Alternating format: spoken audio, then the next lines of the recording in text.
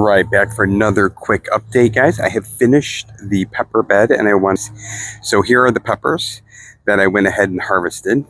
This is the First Taste hybrid that I'm going to overwinter. This is the blot pepper that I'm going to overwinter. And this one here, I'm not going to overwinter because I do already have one of it, but I went ahead and did a pretty big prune on it. And I'm going to leave it in the ground just to see if those big peppers on there ripen. Same with this one here. I did a pretty big prune. I pruned off the branches that did not have any fruit growing on them. And we're going to see what happens. Over here on this side, I do have my 2 banana peppers, this one here and this one, and I have to decide which of the 2 I'm going to keep. This one was the bigger of the 2. So I might end up keeping that one, but I did learn something pretty amusing. If you follow gardening at all, you will hear a lot about Peppergate.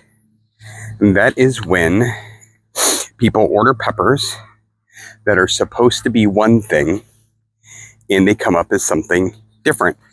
So I have these 2 peppers here, which from all appearances appear to be cayenne peppers. I grew cayenne peppers last year. I had a lot of success. I did not plant any cayenne peppers this year because I was trying to overwinter my cayenne plants, and that failed. So that brings up the question of what in the world would these be? Well, according to the name tags that I put down, these are supposed to be sweet purple bell peppers. So I did get a pack that was labeled as sweet purple bell peppers. Last year, I didn't have any luck at all germinating those sweet purple bells. And apparently, at least some of the seeds in that packet are not sweet purple bells. They are cayennes. So that kind of explains that. I was wondering why I now seem to have 3 cayenne pepper plants, and then the one up on the deck that's a pepper, when planting any cayennes. So one thing to be on the lookout for, if you buy your seeds from a reputable place, it's a lot less likely to happen where you get the wrong seed. The sweet purple bells might have been on Amazon. I will check my seed collection to see what brand they are. But yeah, just kind of something to be on the lookout for. So I am almost done here in the pepper bed. I will get the overwintered ones cleaned up and up potted, and then my next goal is to attach the hoop house and then hit the potato bags just to see if there's anything there. Stay tuned. I'll keep you guys informed of what I find. Right, guys, another quick update. I just got finished. Here is what the pepper garden looks like now. I do have those 3 peppers left, hoping that's, or 4, hoping that something will ripen. I do have this stack of peppers that I'm gonna keep. This is the bucket that I rinsed the roots in. It is 1 part peroxide to 8 parts water, and that should kill any eggs or bugs that are in that roots in the soil. And here are the finished products. So those 3 small containers will go in the house, and I will keep them there over the winter. I will keep them in a modestly pretty warm room out of direct light. I'm not going to worry about keeping them under a direct grow light because I don't want them to grow, but I do want them to stay alive. So hopefully next year we will get a head start, and that is my First Taste hybrid pepper, which are the orange ones. It is my blot pepper, which would be the purple and white ones, and 1 sweet banana pepper. So step 1 of my jobs today is done. I did have a minor accident. I rolled my chicken hole in my yard, so I do have a so I don't know how that's going to affect my productivity. Next, I am going to try to get the hoop house back on this garden bed, and then at least go through my pepper or my potato bags to see what I have there. So I'll be back in a few minutes to show you guys another update. All right, everybody, I am back again, and we are progressing. I have the hoop house reattached. I spread out my hairy vetch seeds, so hopefully that cover crop will take. I'll make sure I water that before I go in. And I decided that I would be brave with you guys. So one of the funnest things, one of the more fun things to grow in the garden are potatoes. The problem is, you never know what you're going to get. So I wanted to dig through my potato bag on camera just so you guys could see. There's a baby potato. I think the chickens dug that one up, so I will give that one to them. And basically, you plant a seed potato or seed potatoes in your bag. You see the green come up, so you know that it is growing. And then you wait until the end of the season to harvest. And then you just dig through and see if you have any potatoes that have grown. So I want to share this with you guys. All right, so we have a couple of little potatoes here. And if I get anything out of these potatoes bags, I'm going to be happy because the chickens absolutely loved all of my potato bags this year. So the reason this is fun is it's kind of like a treasure. You don't know what you get. With almost anything else you grow, you can see the carrots growing, although you don't know how large they are. You can see the tomatoes on the vine, you can see the peppers, but with potatoes, because it all happens underground, you don't know until the day you harvest if you're actually going to get anything at all. So hopefully you guys are going to be able to see this. It's kind of bright and sunny out here, but I'm going to try to adjust the camera as well as possible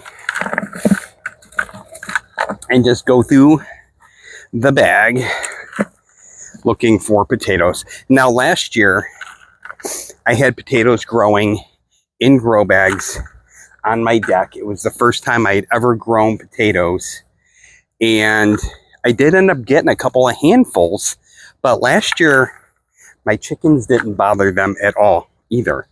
This year, the newer chickens that we just got in the spring, for some reason, were just drawn to these potato bags. I told you about my sweet potatoes. I will show you the huge harvest I got after the chickens destroyed those before I end the video today. So I am happy that I'm pulling out anything here out of this potato bag. This is one of 4 potato bags I have total. I don't know if I'm going to do all of them on the air because I don't want to make this video super long, but I did want to share at least one of these with you. Right. And let's see. Let's try pouring out some of this dirt. So to me, there's just something really cool about being able to go through and see how successful your potato grow was. Again, the whole having no idea thing just makes it kind of exciting. I think this would be a fun thing to do if you have younger kids. It's really, really easy. You can use potatoes that you buy from the store if they're sprouting. The problem is, if they're not organic potatoes, they may have been sprayed with a sprout inhibitor. Or you can go buy seed potatoes at a gardening store, Farm and Fleet, Rural King, Runnings, Tractor Supply, or whatever you have near you. So we're almost done with this bag. I know I saw another one in here. That's a really nice sized potato.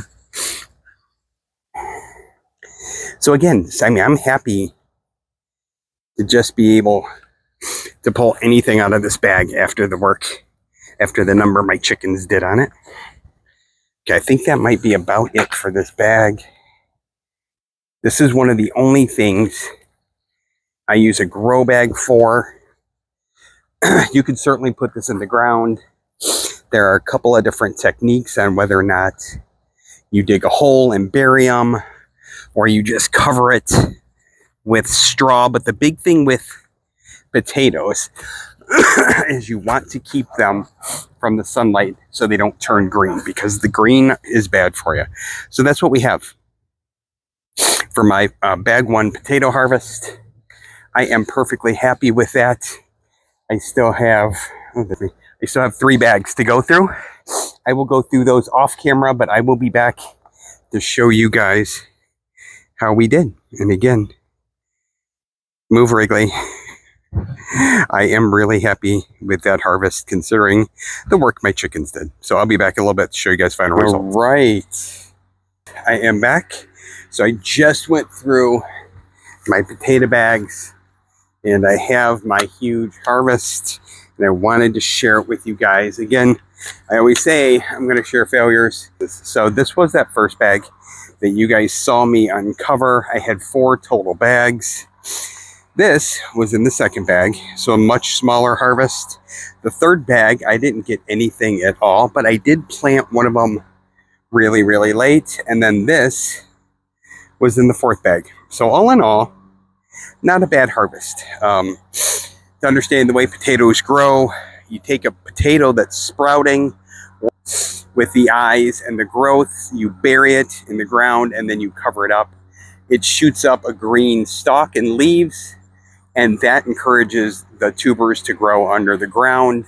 It was those green stalks and greens and leaves that my chickens were attacking. So I was really worried I wasn't going to get anything. Deadly. Take this small harvest.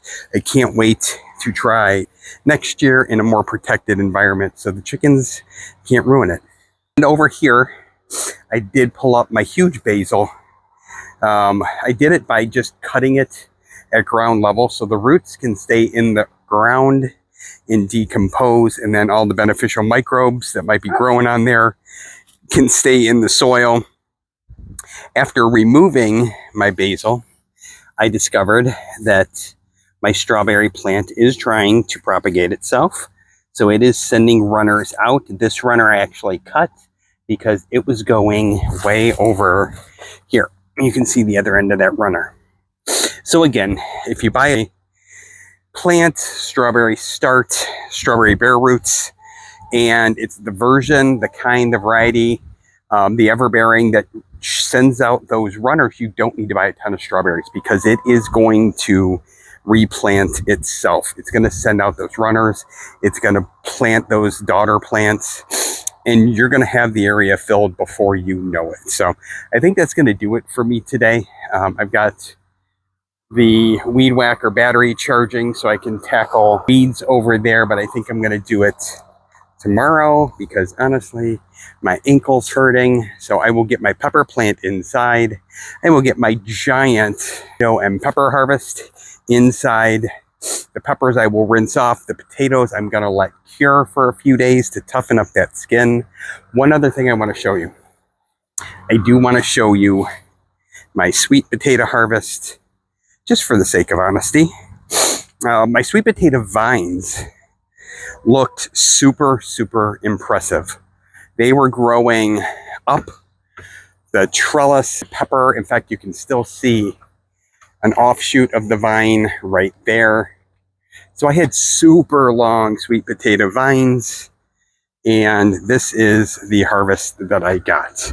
The chickens did beat me to a few of them, but better than nothing. I would rather garden and grab a few of those than not try gardening at all. So thank you guys for watching. I hope this video didn't end up too long. I will be back again probably tomorrow, depending on how my ankle feels, to get out here and finish the other few things that I want to do. But until then, get out, enjoy the weather, get your hands dirty, try to grow something. Join me back here at Come Grow with David A. And if you can see the back of my shirt, it says grow a little every day. So remember, grow a little every day. Never stop growing. I'll see you guys back here again soon. Come Grow with David A. Thanks, guys.